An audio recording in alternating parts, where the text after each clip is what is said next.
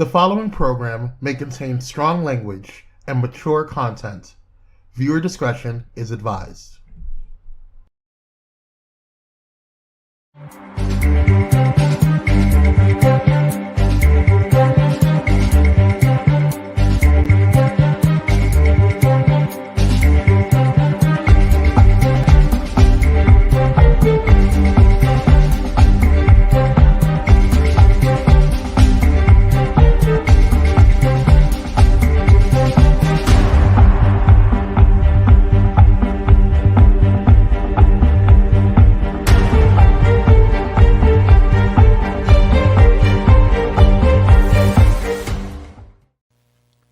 Hey, I'm Donta.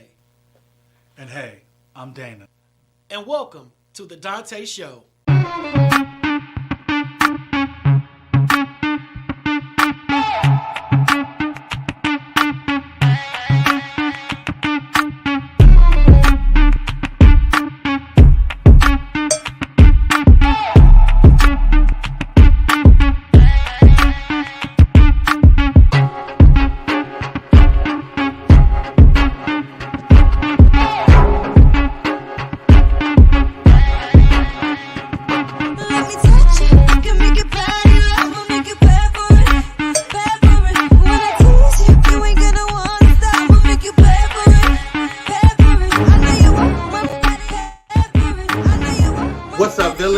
It's your boy Kwame, the man with the plan behind the stands. I'm going to go ahead and make this quick because some of y'all got mouths and be talking mess in the comments and saying that the intro commercial is too long. So, I got something for you. Here we go. Let's get into it. Before we bring out these awesome kings, I need you to stop what you're doing. Excuse me? Excuse me? Ma'am? Sir? You? Yeah, you! Whether you're watching on Facebook, Twitter, or YouTube, I need you to go ahead and share this live stream. Donta and Dana didn't get all dressed up for you not to share their melanated goodness, so share. You share everything else up in here. Share some quality content for your boys. Now that we mentioned YouTube, are you subscribed to the Donta Show's YouTube? Oh, you're not? Oh, girl. I'm going to need y'all to get it together. Join the village. Go over to www.youtube.com/Donta Morrison. And when you get a chance, head over to Dr. Morrison's. That's right, your boy got his PhD. Head over to Dr. Donta Morrison's website, www.dontamorrison.com, where you can learn more about the man, the myth, the legend known as Donta. And while you're at it, grab some TDS merch and his books. Yes, purchase those smutty books filled with smut. Grab The End of the Rainbow and Yesterday Clarified. And last but not least, head over to the company that put this all together, Pyro Media Network. Pyro Media Network is a proactive network focused on providing an innovative space for content creators and entrepreneurs. PMN is dedicated to giving its viewers a diverse entertainment experience while helping content creators elevate their production, engagement, and overall branding. To date, PMN has reached over 1 million viewers and listeners internationally, produced over 52 successful shows with high ratings and fanfare, and has housed over 60 content creators, brands, and businesses through entertainment and consulting services exclusive to PMN. Pyro Media Network is a network that makes you feel at home. So if you have an idea for a show, podcast, or need some professional video and audio production for your business or brand, then join the Pyro family today. Go ahead and visit www.pyromedianetwork.com and we will show you how to go to the next level. Ladies and gentlemen, without further ado, please help me welcome my brothers from another mother, the dynamic duo, the melanated kings themselves, Donta and Dana. Let's get it. Let's go!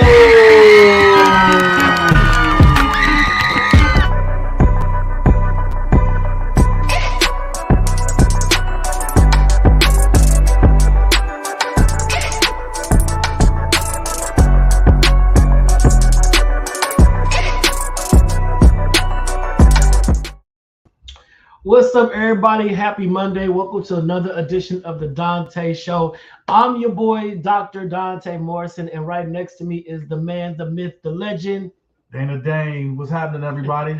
So we're back for another round of conversation. Tonight is going to be epic, like all of our other shows. We have two phenomenal guests who are going to come on and talk about some they got jumping out, some we rarely hear about within the Black community, but I believe it's an important topic. It's an important pool of knowledge that's really going to elevate our understanding about a certain subject. So please get to commenting, get to liking, get to pulling your folks up in here. This is going to be good for parents too, parents of kids that are into arts and comic books and all that kind of stuff. This is going to be a great conversation for them and possibly help you best understand how to navigate your child's talent, because I know we're talking about stuff that's outside of sports, outside of music.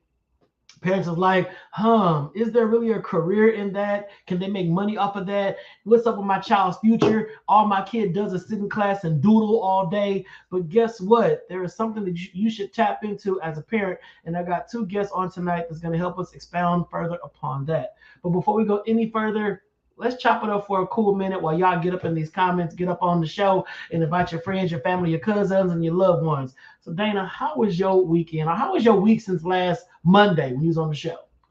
This weekend, it was hot.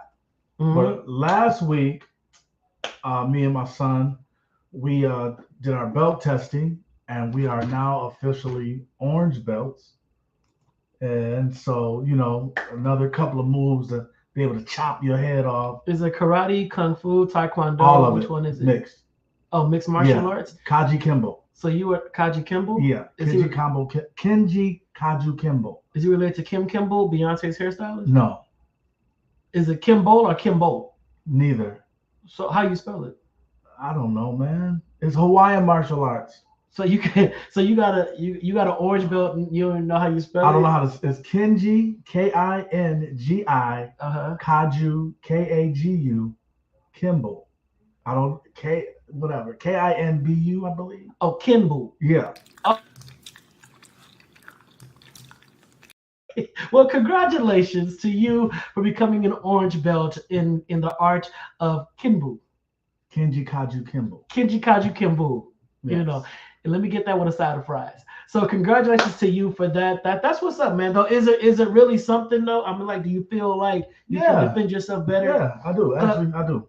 Good, because I know you couldn't fight, and now you're doing this, and this takes your lack of what? You couldn't fight, so this elevates you to the next level. So I'm glad to see that. My man, you from Buffalo. I mean, come on. So I'm glad that I couldn't fight. I'm glad you got your Kaji Kimball on, oh my God. and you're doing it with your kids. So that's cool. Thank you. So you better do that, because you're gonna hear some up in here in a second. So does having you present help your kid? Like, does that boost his self-esteem with doing it? Well, I'm not in their class. Oh, so you're not fighting little kids? No. Oh, okay. Come on, man. I didn't know. I'm trying to be cool here and talk about my accomplishments. You shoot me down, man. I thought you was kyopping with little kyop was the little 5 and 6 year olds, and you like the big tall man up in the room, like the women that be taking the self-defense classes. Right. You the big tall man up in the room. Yo kya, that type of thing. But okay, so you're in a weight class with other adults. I'm in an adult class. Oh, okay. Right. What the hell is kyop? Kyop. Okay. Yeah. Chris Neal said konnichiwa. Yeah. Konnichiwa, my brother. Konnichiwa. Wax on, wax off. So let me see. So, Z Will, the twins are senior blue belts in Taekwondo. Good. Okay. Good. That's good. I did take Taekwondo briefly. Really briefly. I took Taekwondo. It was cool. It was interesting. I got kind of bored with it, but why? It was what it was. It wasn't my thing.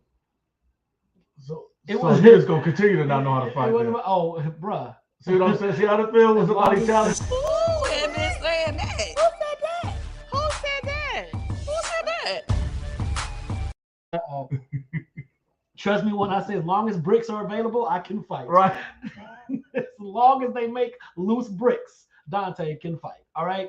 So okay, you did that. So over the weekend, I went to a color basket party. You ever heard of that? No, but So you're gonna tell us. if you guys go on TikTok, there's this new craze now. It's called basket parties, and it's usually done with couples or a bunch of friends. But you pick a color and you dress in that color, and then you fill up a basket that matches the color of what you're doing. So we went to a couple's basket party. My frat brother held it. His wife was super duper. Oh, that's a little picture. Oh, that's cute.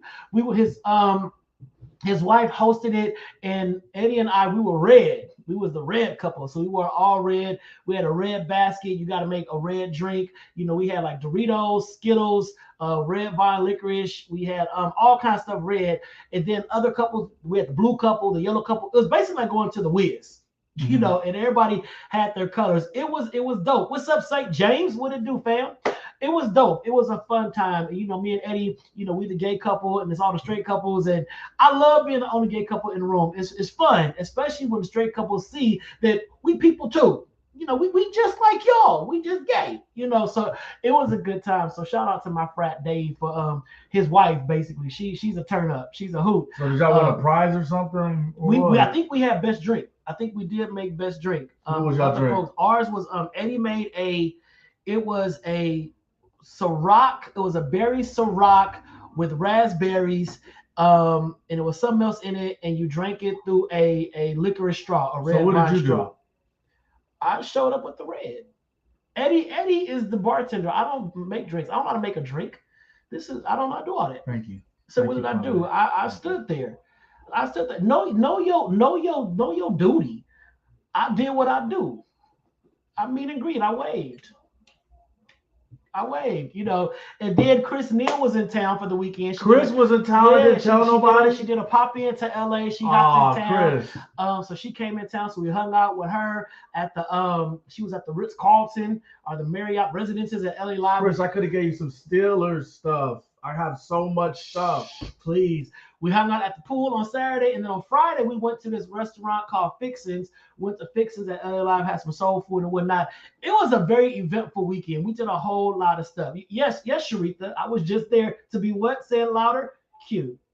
Oh, dear That was God. See, there you go. There you go. The lies. There you go. This bitch. I'm telling you. Trifling. Whatever the case may be. So I see the folks coming up in here. What's up, Sharitha? What's up? What's up, Kyrie Sanaj? It's up in the building. Everybody's up in the building. Yo, we got two great guests on tonight, and I don't want to belabor this because we're going to unpack a lot of stuff. We're also going to unpack two how do I say this? Contradictions that I have seen that we do for actors. All right, two contradictions. I think y'all can get a hoot and a kiki off of this because Black people, we gotta do better. We gotta do better with supporting our own. We cannot be so contradictory when it comes down to it. All right, so let me read these bios. These bios is fire. I mean, like own it. So the first half of this dynamic duo is Dominic Pruitt. And Dominic, really started Bullet in Flight Productions in 2005. And Bullet in Flight is just this whole production juggernaut that does so much stuff. And he's from New Mexico, but he is now out here in the Los Angeles area, and he is doing so much. He's a singer, he's a radio host, he's a man of God. Whoa. But he is right, you felt that, huh? In your shot top. It flew right through here. Yeah, you didn't see it? Yeah. A mighty Russian wind just blew right Woo. past us. Oh, did you have gas? If I had a wig, it would have shifted. It would have shifted. But Dominic is someone that I respect, I appreciate. He's been on my show once before. And if you missed that episode, you definitely want to look in the archives of the Donta Show and check out that episode with Dominic, just Dominic. He's a great person. I'm glad to have him back. But he didn't come alone this time. He brought his boy Erin Hinkle. And Erin Hinkle is a visual creative who has worked with such clients as Centric BET, Verizon Wireless, and national live shows and sporting events. I mean, he loves to bridge gaps between his clients and their lifers customer base. I'm not sure what that means, but I'm going to ask him to unpack that. Licensed customer base? I mean, we'll help him do that. Sound like a salad. Listen, a good salad. A good salad. But he's hailing from St. Louis, Missouri. Hey, my peeps are from East St. Louis, Illinois. But he's from St. Louis, Missouri. He's balancing being a father of three and a video creative. Hey, so without further ado, please welcome to the Donta Show, the Unusual Mavericks.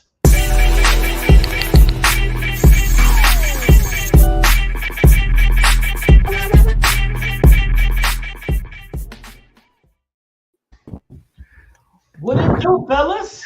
Gentlemen, What's going on? How are you? How are you? Doing what good. an introduction, man. Hey, we want y'all Like to who? welcome. Y'all part of the village. Y'all part of the Donta Show fam. So, I was so like, you who y'all on this talking show. about? Yeah. So Aaron, Right?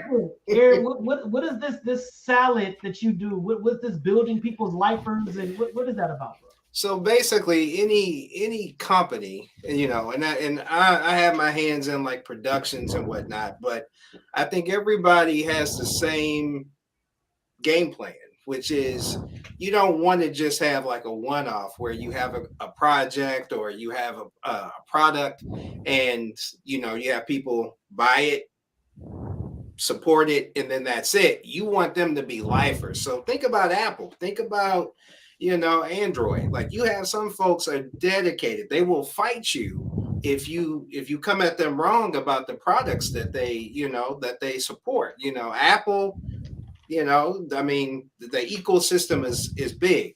Android is some issues there, but people love them, and that's what I mean. So like as far as when I'm working with clients, I'm thinking about not just the project at hand that I'm producing, but it's like, okay, what's the end game as far as making this project something that is going to transcend not just the time frame that we're working together, but beyond.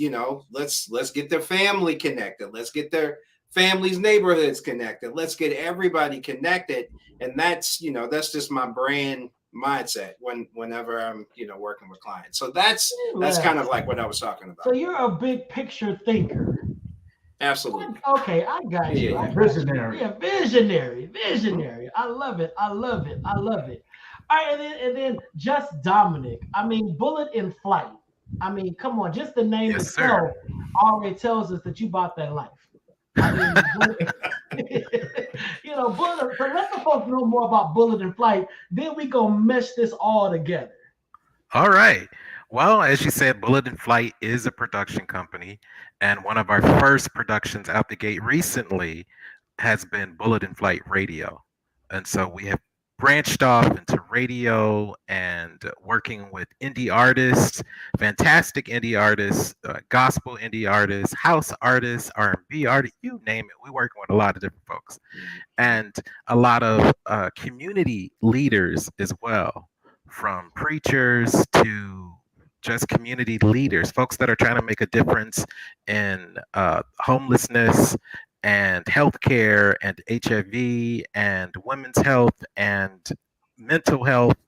So yeah, that has been a very rewarding situation.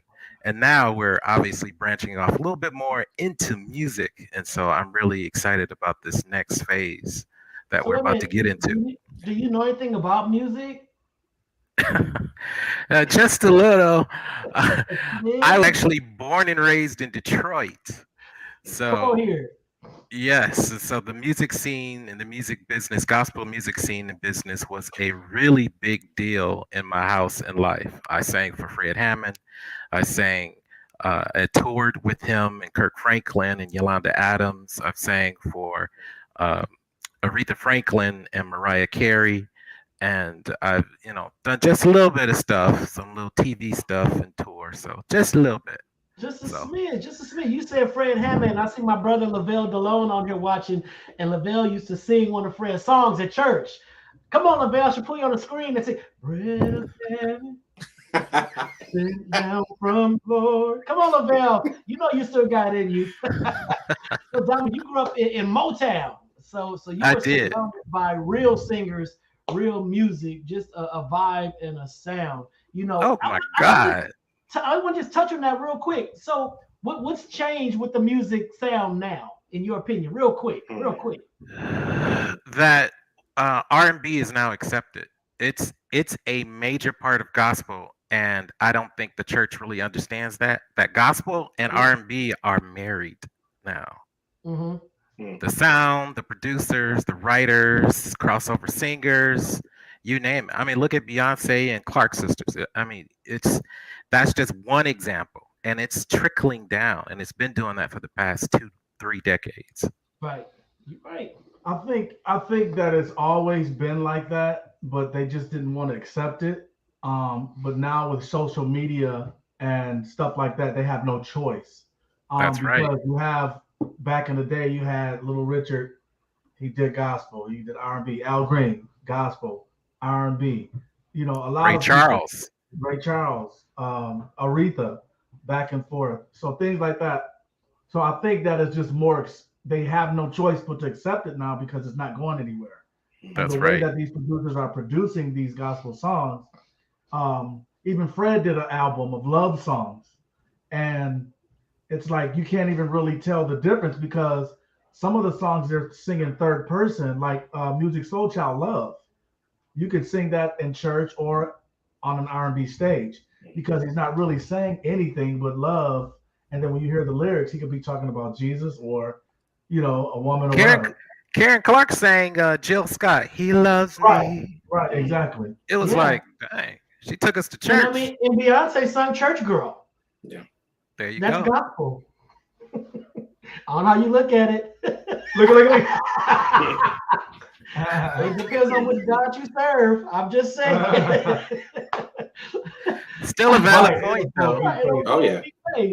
So now I want to talk about the Unusual Mavericks. I mean, that's why you're on the show today and talk about your merging of this. And I think it's an interesting topic. We talked in depth pre-show, and I'm digging what you guys are all about. And I think it's a lot of parents that need to hear about this, as well as a lot of folks out there that are scared to just kind of come forth with their love for the comic book genre. So whichever one of you wants to take the lead on talking about the Unusual Mavericks, let's dive into it. Dominic, if you want to jump in, go ahead. You jump in, and then I'll put the icing on the cake afterwards. Go ahead. Okay, so pivoting from Bullet in Flight and all of that, I have been a lover of comic books and the whole genre since I was a kid. One of the first shows I ever fell in love with was The Incredible Hulk. Come on. Yes. For us older generation, we grew up with that show. That was a big deal. And so that began my love of comic books. And as I grew older, I became more fascinated with the storytelling because those are graphic novels. Those are novels. And so the writing and the structure and the animation and all of those things became such a big thing. And then I met a cousin of Dwayne McDuffie. And Dwayne McDuffie is a legend. He is a Black man, and he worked for both Marvel and DC, and he broke the glass ceiling for us. He is a really big deal. And for me, that began my love and passion for finding out more about our people in this genre. You We've said been trained. Dwayne Duffy? Dwayne McDuffie. McDuffie, okay. Black History. He is actually the brother of Jordan Peele. Oh, wow. Okay. He's passed away, but he's Got it. Yeah. Got it. Okay. And Aaron, you want to jump in? Yeah, I'll just say for me, I've always been in the comic books. Similar to Dominic, it was the visuals. Like, I'm a very visual person, so that was always the hook for me. And it was something that was different. You know what I'm saying? It wasn't always Hollywood and everybody. For me, I felt like I was kind of like in this separate group, this elite group that followed whatever the characters were. So I mean, Dominic talked about Incredible Hulk. I think I'll go back a little bit further, like with Thundercats, and I'm trying to think of some other ones like He-Man. Like we go back further like that. I was the kid, like after school on Saturdays, I don't care if you guys are playing what outside, leave me alone so I can watch my cartoons. And you hit some when you said Thundercats, because I was going to be Chitara, once I grew up. That was my goal as a little boy. I was going to be Chitara. because I thought Chitara, the body was banging. I mean, the way the hair flowed, you know, I thought Chitara was everything. I said Chitara, and I'm gonna marry Panthro. That was me Man. as a young lad, you know, Man. under the sheet, reading the comic with a flashlight. I was like, yo, this is what I'm sorry, we all had a dream. I was gonna be Chitara. So, And it's funny that you mentioned that actually about Panthro, because yep. Panthro was played by, if I remember the Cosmo, right? Mm-hmm. The guy who played Bill Cosby's father. Yeah. He voiced Panthro. Yep. Earl something. Yes, I can't think of and his he name. was an openly gay man actually during that time. So he broke the glass ceiling yet again Mm-hmm. for our people yet I again, for remember black men. Earl Hyman. Yes, Earl Hyman. very So, accomplished. shut up. Yes, he voiced Panthro. Shut up. We got a question in the comments. Lavelle Delone said, familiar with Black Star Collectibles? It's a Black-owned comic book store. You ever heard of that one? Mm-mm. Okay, so No, Lavelle I just don't think upped out on some knowledge. So there is a Black-owned comic book store called Black Star Collectibles. So anybody that's in the comic, Lavelle, are you in the comic books? I've been knowing you 20 years. I never knew you read comic books. Is that your secret obsession, bro? I had no idea. And then we got Bridget Pacou. They called her Thunder Thighs because she was the extra Thunder Cat. Come on, Queen. So when it comes to comics, okay, so we got the Archie series and all that. So is that a separate genre than what you guys are talking about? Because I know Archie comics was a big thing back in the day, Veronica and Archie, but you're talking about like the villains and superheroes and Marvel, right? I would say, we kind of like to stay in our lane, but just because of the different content that comes out, sometimes we have to cover, other things outside of DC and outside of, Marvel. Most of the time we will probably cover the content that's coming out through those different production companies or studios. But there's other things that's out there that it just makes sense, because of the time and just where it's landing, that we also kind of dive into it as well. And that's one of the reasons why I think the show is great, because we can talk about like things outside of the box. It's not just the comic books, but mainly I think our heart is really exposing, be it through education, how as Black people, regardless if you're straight, regardless if you're not, men, women, how Black people have a heavy influence on all of the productions that's happening, be it directing, be it I'll say low line like editing and whatnot. We have our hands in it, but oftentimes you just don't hear about it. And so Dominic, what I loved when I met Dominic, he studies that stuff just as much as I do. And I'm okay with being weird. I'm okay with being a nerd when it comes to that, because like I teach my kids that, like, hey, what I'm saying, we're gonna watch this not just for the wow factor, but I want you to see this project because so and so is the person that directed. I want you to look that person up. So and so is the person that produced it. So and so is the person that edited. And so to be able to expose them to stuff that's outside of the box, I mean, this is just me. You know what I'm saying? So I think it's great to be weird in this aspect, and I think being weird is sexy. So let's get it. So are you guys merging comic books and cartoons? We're going to talk about two companies mainly. Yeah, we're going to talk about DC and Marvel mainly. Right. And so we're going to talk about everything that comes out of them, from comic books to animation, the animated series, animated movies, live action movies, anything Marvel in DC is mainly what we're going to focus on. But we want to highlight the Black creators. They have, who are working obviously across all genres. Now, I want to, before we go to commercial, I want to just put this question out there, even for the viewers. when we think about comic books and comic series, whatever, of course, we've been inundated with the Supermans, the Batmans, even the Aquamans. And now we finally get, Black Panther that broke global records, Right. And left a lot of people, especially Black people, to think, yay, finally we got a Black superhero. And because it was a movie, they didn't realize that there was decades of Black superheroes in comic books. Yes. So what kind of why do you think that happens? And then what kind of what needs to change so that young Black kids can realize that there is a lane for them in this genre when it comes to creating comics, when it comes to drawing them out and all that kind of stuff. So I want us to talk about that when we come back, because I'm all about making sure that Blacks are aware and in the know. But we have been Black in these comic books long before Black Panther. Right, exactly. Yeah. Very true. So we're going to go to a quick commercial break. When we come back, we're going to talk about that, do a promo for the Unusual Mavericks and all that kind of stuff. So stay tuned, y'all. Go get some hydration. Come right back.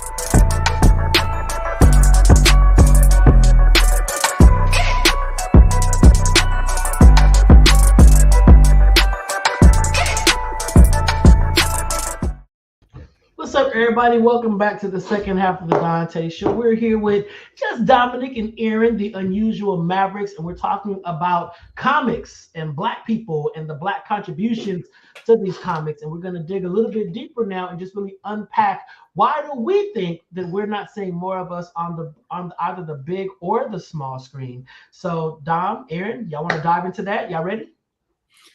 I just think it's simply exposure. Like, Dominic, you can jump right in. I just think a lot of, if it's not, how do you say it? If it's not the norm, if it's not sports, if it's not stuff that's, I guess, in this society common, then, a lot of people don't want to put attention to it. But I think you're missing out in that aspect with that mindset, because you can do very well being a part of productions, being able to, animate, being able to draw. Like, there's a lot of benefits with that. And you can make a great living, doing that.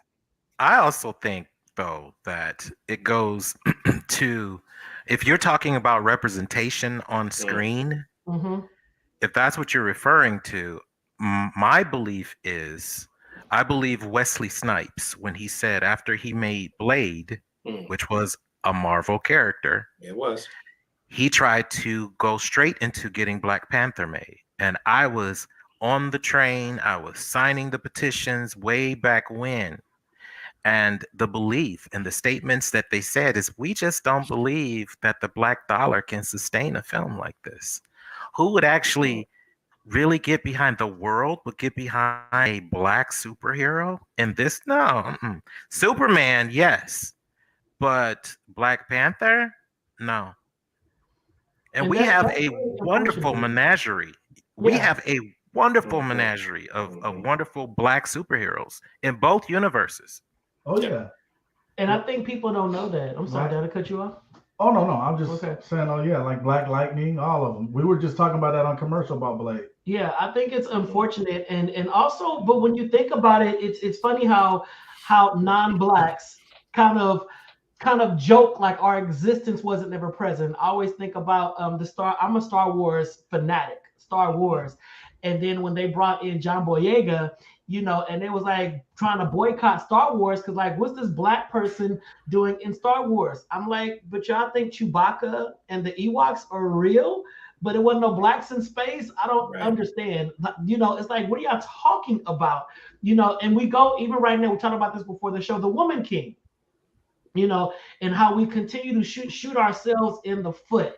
We're boycotting a movie that's talking about strong black women coming together to fight off a system of oppression. Yes, there were some misses in the movie. They did not unpack all the facts of that era, but they did show the end result and like, okay, so this is what happens when you guys unify and come together. And then we also talked about, we looking at the Woman King, seeing these strong black Doheny homemade warriors, and then we look at Wonder Woman, which is really about a strong, cadre of female warriors, that all they were about was women empowerment. But for some reason, Wonder Woman is accepted as being white, and the Woman King, which is based upon factual events, we're trying to boycott it. So what do you say about that? How about this? How about this? In the same DC universe, there's a character called Vixen.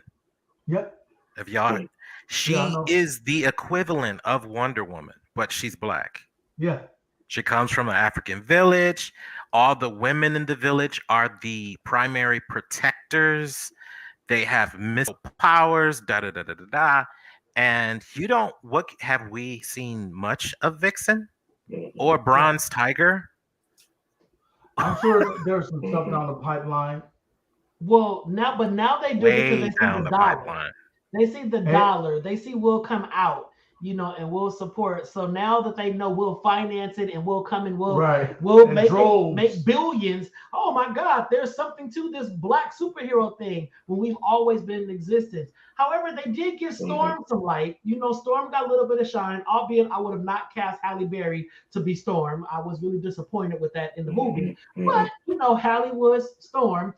And Storm was one of my favorite X-Men because Storm was she was a class 7 mutant. I mean, she was the one, but she was never the star of the franchise because she was a sister. That's right. Yep. So I just think, go ahead, Aaron. Sorry, go ahead. No, I'm disagreeing with you. It's a thing where as much as we influence, and I think it's a thing where we influence so much without really having to put a whole lot of effort. It seems like I find it all the time where it's like, man, there's always like this roadblock. But I mean, at the end of the day, Wesley Snipes, started off with Black Panther, and he had a lot of hurdles that he had to, deal with, but it ended up still getting made. And we have a part 2 that's coming out next month. So as much as, you want to try to put roadblocks up, I mean, you can't stop what's the inevitable. You can't stop what God is, created. I mean, and black is beautiful. So, you're gonna have to come to grips with it one day at some point. So Right. And they tried it. They actually really tried. I don't know if this was out before Blade Spawn, but they tried it with Spawn. But the way they did it, it made him look like he was more evil than an actual black superhero. Yeah. So they made him look like he was from hell or something like that. You know what I mean? Yeah, the comic book, he is based from hell, and he's more of an he is? anti-hero. Okay. Yeah, it was CGI and all of that to me wasn't.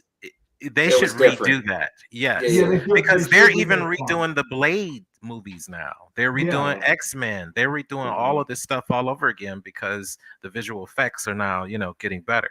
But Donta, you brought up a really good point about African Americans being in sci-fi and the resistance to it and all. Star Trek. We know the series that I absolutely adore, Discovery. The hate and pushback that show has gotten, though it has made the franchise millions of dollars, at least $1 billion by now. Right. The new show that's come on starring a white man, that is now considered the flagship show.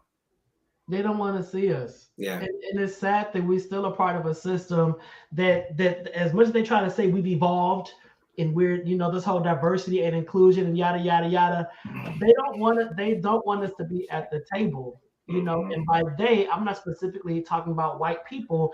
I'm just saying the whole system that's about making these movies, it's about creating the brand, the franchise, all that. They just don't want us there. And the fact that we have to get little tidbits of characters, seeing Don Cheadle and Anthony Mackie, and just enough to say, see, you guys are in there. Look at you flying by real quick. Exactly. Star, but you can walk by Iron Man. That's fine. It's little tidbits and little bites of us to say that's all you're going to get. That's enough. And let's not even talk about other cultures. We got Asians, we got Latinos, we got Hispanics. Where's their representation, in the comic world? Where are they? And I think that until we begin to really put our voices out there to say, yo, we're gonna support, and stop pushing the kids that are geeks into the corner and make them ashamed for being a comic book nerd or whatever. Put them in the same room with the basketball player, the hip hop artist, all that, because they are money makers as well.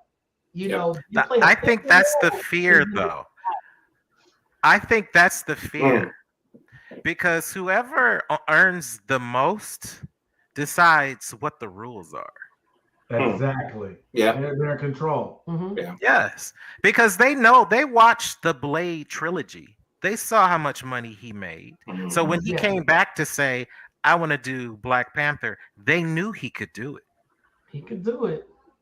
But the fear is that we would see ourselves differently. Yeah. That's what it always comes down to. Always comes down. Dominic, what does seeing ourselves differently mean? What does that mean? Let's go, Dominic. Come on. If you can say, I am successful, I am smart, I am a hero, then you are those things. We know the power that we speak, the power in the tongue. If we say it, it will happen. If we curse it, it will die. Right. It's like putting it into the atmosphere. So Christine Neal shared over on YouTube, and she said, where is it at? My 12-year-old grandson is an artist. He draws characters regarding Minecraft. I told him this is a career. Yes. And I applauded her and said, I'm glad you nourished that gift. Don't let it dry up. Because we talked before the show about the TV series All American, and how the highlight is about the football player, but he has a younger brother that's a cartoonist. And his younger brother feels like, I'm in the shadow of you because you're getting the college scholarships, you're getting all the press, you're getting all this. And he went back and told his brother, it was like, yo, what you have is a gift. What you have can make money, Don't stop drawing. Don't stop this. And he even made his brother become like the creator of his brand look. Right. And I think it's important that we nourish the gifts that our young kids have. If you see a kid in class and he's doodling, instead of snatching up the paper and balling it up and throwing it in the trash, say, don't draw in this class, pay attention to this assignment. Why don't you ask the kid, do you need to be in more art classes? Yep. You know, what's going on? What's going on up here? You know, and it's important that we begin to massage these gifts in our young people and stop just saying, get a football scholarship, get a basketball scholarship, or whatever. Right. Yep. But oftentimes that's the only way out of the ghetto. You don't get art scholarships. Sadly. They are not passed out.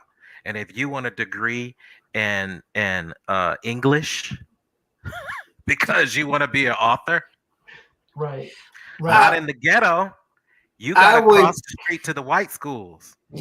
Sorry, go ahead, Aaron. No, I feel you on that, but I think just to argue just a little bit on that, I think it takes work to actually find, because there's a lot of grants out there, there's a lot of scholarships out there, but oftentimes we don't know because we don't know. We don't know. And so, yeah, so I think, you know, to what you're saying, there is some truth to that, but I do think, you know, because of the fact it takes work, sometimes, you know, our people, we don't want to put the effort to look ahead or look further than what we're exposed to and what we know. At the same time, we don't know what's possible.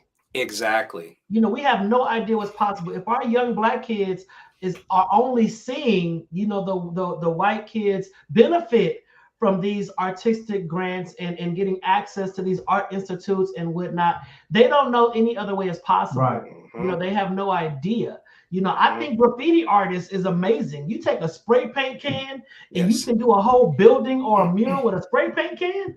I can barely paint the gate on my barn door at my house, and you got a whole visual. So I think we don't nurture talents enough. But that access piece is so important. We got to start letting this information get out so that our kids can know what's available, so the parents can know, how do I help my artistic, not autistic, my artistic child succeed? Right. What do I need to do as a parent? As well as Well, voice they need to be acting is educated as a well. big deal. Voice acting is a huge deal. You can make a whole lot of money and never really be seen on screen, you know? And that's something that our people also haven't really broken into. So even though there are art scholarships and whatnot, from what I've seen, they're like a small pocket compared to if you only play football, or if you just bounce that basketball, or if you do, you know, then it's you have a lot more access. Right. Yeah. And so it gets narrower when you want to do science or art, and They want a to little box bit us harder. in. Yeah. Correct. Yeah. And then the competition is harder, is steeper, because they've been working on it since they've been 5. Right. You just started in 9th grade. You just figured it out. On the 11th. Right.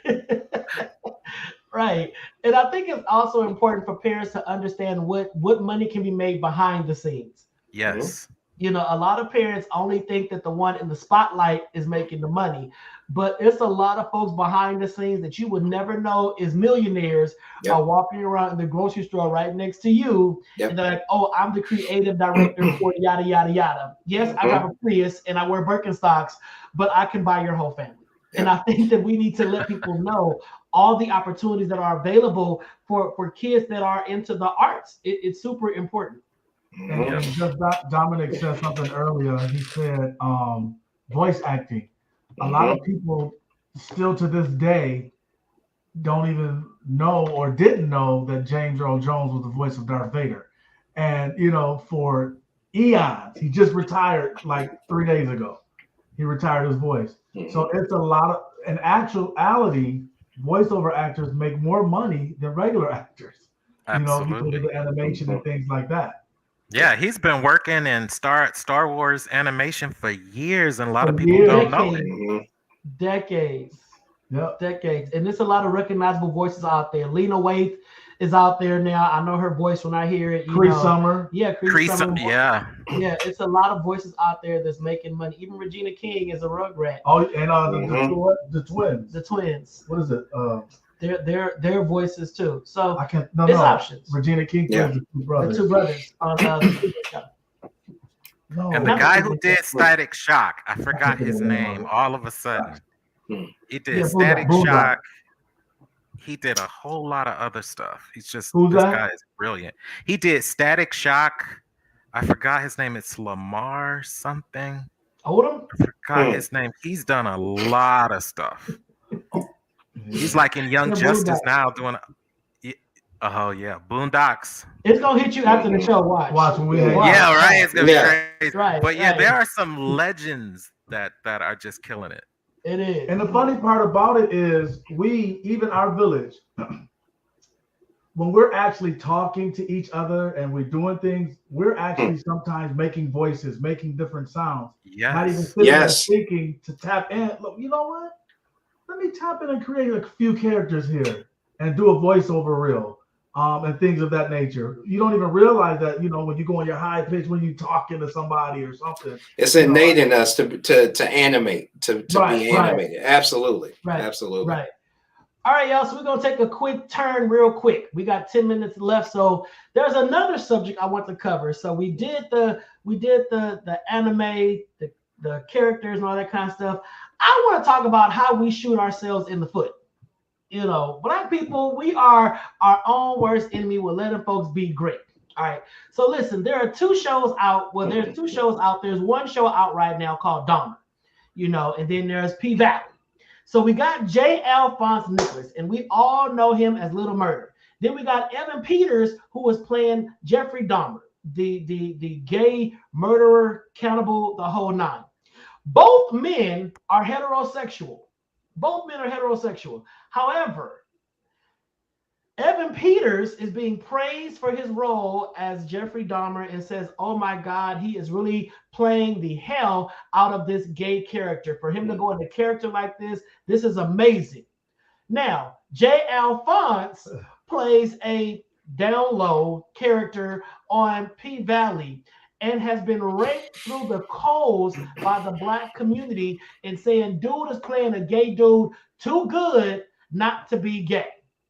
Now, J. Alphonse is married, got a whole wife, married, but for some reason, his acting skills is called into question when it comes to his sexuality, and Evan Peters is exalted. So why do you think that? Why do we do that to each other? What's up, DeMarco? How you doing, fam?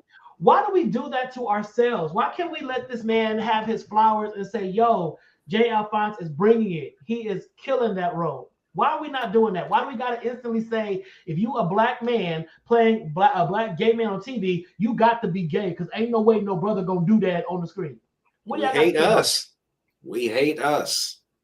And I think that's what we love everybody else, but we hate us. And it's a thing of, if somebody is doing something better than or different than what we think, if it's from our community, we trying to put him in that barrel. We're trying to put him in that box. And I mean, it's just an unfortunate thing, but I feel like you just have to speak against it. You have to live against it. So, I salute that brother. That's an opportunity for him to, to open up other doors, for other people. And I'll just say this. I know this is kind of in the same vein, but different. Like not too long ago, the group Wu-Tang Clan had started a tour, and Method Man wasn't a part of the tour because he's actually scheduled to, he's in production filming a movie, and he got a bunch of hate comments and stuff, and folks were sending all types of crazy stuff to him. But the bottom line is, this brother has opportunities. This brother is like in his 50s and he's still relevant. So instead of looking at it from that standpoint, folks are just boxed in with this mentality of, oh, well, we wanted you to be a part of what we wanted you to be a part of. You got to let people live. People feeding their families, people doing what they got to do to stay relevant. And you got to be okay with that. Some artists have moved on. Yeah. We don't know what kind of trauma that may incite. He go back. He like, I ain't Wu-Tang no more. That may trigger some things. We don't know. We have no idea. Dominic, what's your thoughts on that, man? On the J. Alphonse and the Evan Peters? Masculinity is insecure. Number one. I don't know why, as men, we are so insecure, and the very thought of touching another man somehow in public is it just shakes us. That's really what I think. And black man, because we think that we've been kept down and da da da da da da, system has worked against us. The last thing we want to be treated like or see ourselves as is a woman. The last thing, because we think women are inferior.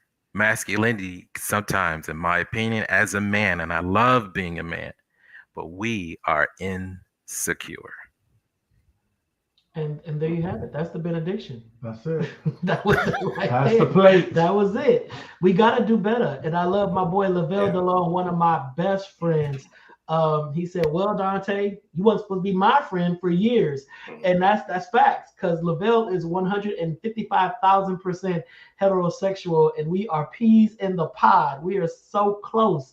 And I've never been accused of being a closeted heterosexual, but folks have said, well, is Lavelle, I mean, y'all cool, so is he? Like, no, he's straight. What they got to do with it? You know, and now we used to always laugh at that, you know, but I think that it's just so interesting because Jay Alphonse is killing that role. Evan Peters is killing his role. Why can't they just both be good actors? Why do we have to call into play who somebody sleeps with outside of the set? You know, so I like that though. I like what you said though. When you said if a straight man hangs with a gay man, they automatically say the gay man, the straight man is gay. They never say the gay man is straight. I ain't never been accused of being straight. I that luxury. But you say you gay. It's a brand right here. Right. You gay. That's not cool. No, that's not right. So before we go, y'all, we want to show this clip, this promo reel for y'all, because you know Pyro, Pyro's just amazing, and Pyro will give you some promo, some bells, some whistles. So before we end tonight's show, let's look at this promo reel. We're gonna come back, wrap it up, and then we're gonna go there.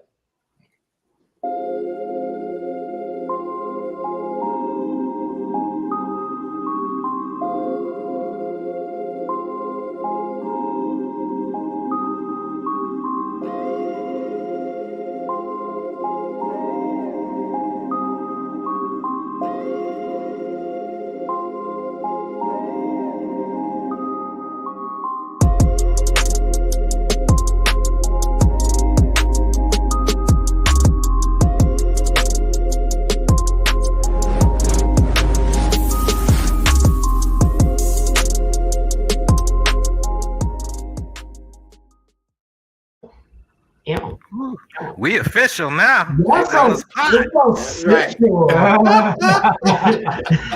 It's just so there. I was like, oh. I'm like, we talking about comic books here? Right. What we talking about on this show? Let's tie in with a comic. Sound like they're about to be said, this is Aaron here. Right, Love. Right. Exactly. That's okay, Pyro. All right. Real quick before we go, I just want to get this comment for DeMarco. Oh, Kwame got it. Black men seem to have this idea that I have to make you wrong in order for me to be right. Sexually, our system of belief around sex is very immature. Yes. We don't allow exploration with our own bodies. It's a trauma response. DeMarco, I'm going to book you on the Dante show. We're going to unpack that even more because, DeMarco, you and I can pass the mic back and forth for hours. So whenever you're ready, DeMarco, I'm going to get you on the show. Because you can just drop a nugget like that and then disappear back into the wilderness. Right. No, DeMarco, consider yourself finna get a call from Pyro to get you on this show, talk about that. So as we close out, just Dominic and Aaron, anything y'all want to say to the peoples before we leave? Hey, it's a beautiful thing to unlearn. And I think this show, that we're giving to you all is gonna show you exactly that. And I think what the brother just mentioned was spot on. Oftentimes, I think we've been talking about this.